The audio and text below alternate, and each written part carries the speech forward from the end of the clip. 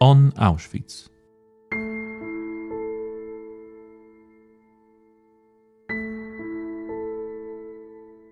The history of Auschwitz is exceptionally complex.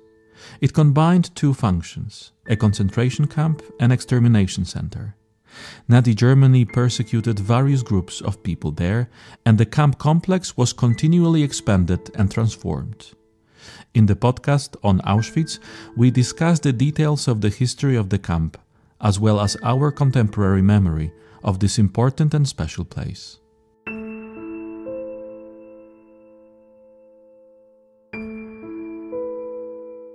In the thousands of preserved registration photographs of Auschwitz prisoners, we can see faces of men and women imprisoned in the camp. Dr. Wojciech Płosa, head of the Memorial Archives, talks about the history of these photographs. One of the most important sources on Auschwitz prisoners is black and white registration photographs taken in three characteristic positions. What was the reason for these photographs and were they taken from the very beginning to the end of the camp? Fotografie personalne więźniów były wykonywane na polecenie Wydziału Politycznego, czyli obozowego Gestapo. Personal photographs of prisoners were taken on the orders of the political department, the camp Gestapo. They supplemented information contained in a prisoner's file. The reason for this is that when a prisoner was transported to a camp and registered under a number, they had to enter all their data into a special form, a kind of personal card which contained their entire data. Naturally, in addition to the name and surname, place of birth, date of birth, information about the spouse, it even included a description of their appearance, the color of the hair and eyes, information about height, cavities in the teeth, etc. For example, it also contained information on whether the individual was married or not and what languages they spoke. So as can be seen, it was quite a comprehensive information dossier, the kind that could for some reason be useful to the camp Gestapo. And this information was indeed complemented by a camp photography. It is worth drawing attention here to a rather important distinction. One can clearly see that in the camp's reality it was primarily non-Jewish prisoners and non-Jewish female prisoners who were photographed. They were photographed. Of course, this doesn't mean that Jewish male and female prisoners were not photographed, because there are also such surviving photographs. However, there must have been some specific reason these people were photographed. For instance, Soviet prisoners of war were not photographed at all, police prisoners were not photographed, and with a few exceptions, re-educational prisoners were not photographed either. There is only one photograph of a re-educational prisoner and 3 photographs of Roma female prisoners. I 3 fotografie więźniarek romskich. And what were the reasons these groups of prisoners were not photographed?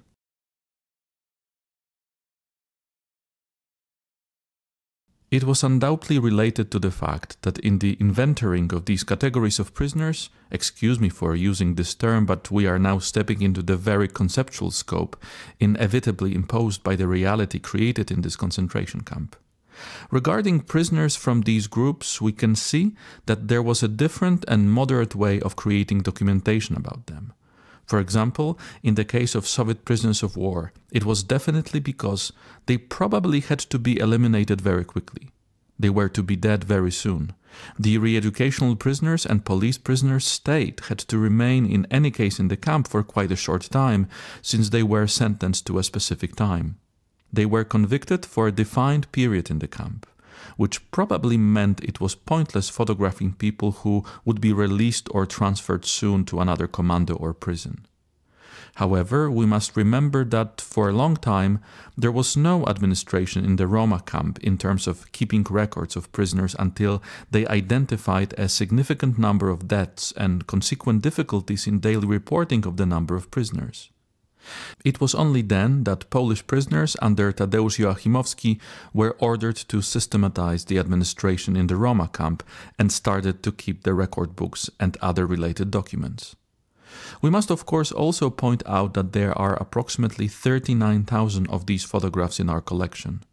Only this much survived, and we cannot say for sure how many of these photographs were destroyed and how many were taken.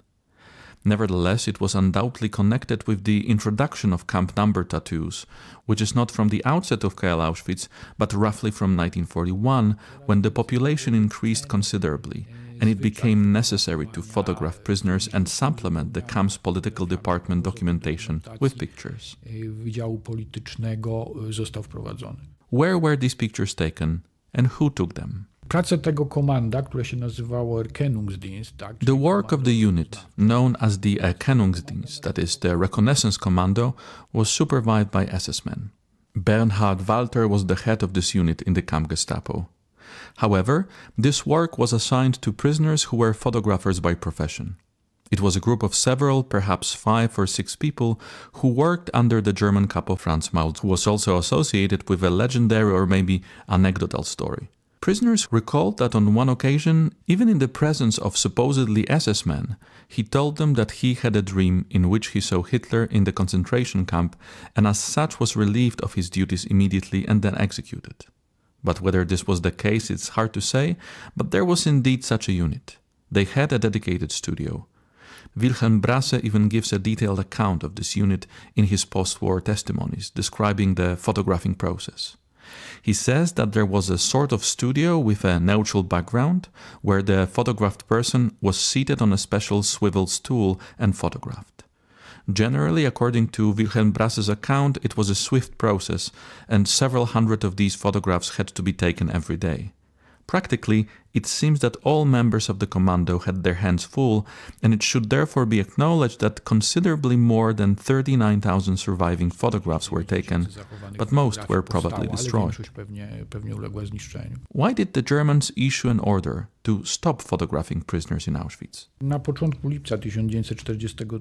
At the outset of July 1943, an order was sent to the commanders of concentration camps by Heinrich Himmler, with the command, due to the increased war efforts of the Third Reich, photographing of prisoners in concentration camps should be significantly curtailed to economize on photographic materials and chemicals.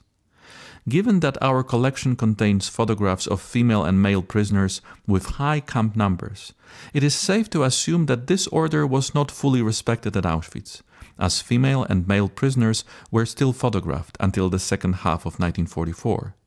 It therefore seems that notwithstanding the order, the personal documents may have been supplemented with photographs of the prisoners on the camp authorities' express command. In preparing to leave the camp, the SS removed evidence of the crime, including documents produced in the camp. How many registration photos were preserved, and what were the circumstances? Oczywiście nie jesteśmy w stanie powiedzieć, jak wiele fotografii zostało zniszczonych, bo we cannot say for sure how many photographs were destroyed because, as I already mentioned, only 39,000 photos survived. In rather peculiar circumstances, as they were meant to be destroyed. The negatives were even found in a tiled stove on the premises of a block here at Auschwitz I. Apparently, a fire was even set under them. And here I am referring to the testimony of Wilhelm Brasse. Brasse was a professional photographer and took most of the photographs with his friends. But the very moment the negatives were set on fire, the SS man supervising the destruction of the pictures was summoned to some other place. The prisoners hurriedly put out the fire, and later the destruction of the photos was never resumed. The 39,000 negatives were discovered after the war, when the furnace was dismantled for renovation works and the creation of exhibition space for the future museum. Upon development, some of the pictures had traces and stains, suggesting that they were caused by fire or the effects of fire, so this story told by Wilhelm Brasse seems highly probable. They are extremely important and very moving photographs. It must be remembered that these photographs were taken in particular conditions when the female and male prisoners had already gone through the whole camp registration process.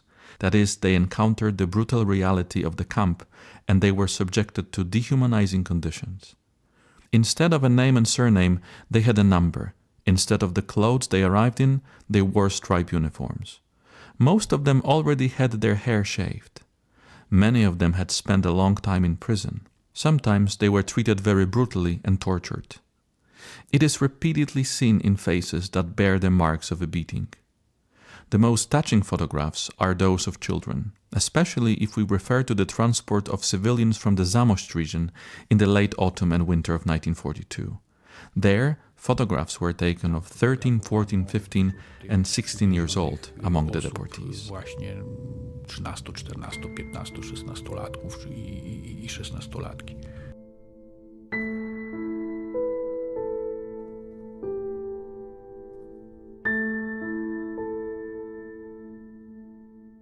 All episodes of the On Auschwitz podcast are available at auschwitz.org/podcasts. We kindly ask you to support our mission and share our podcast in social media.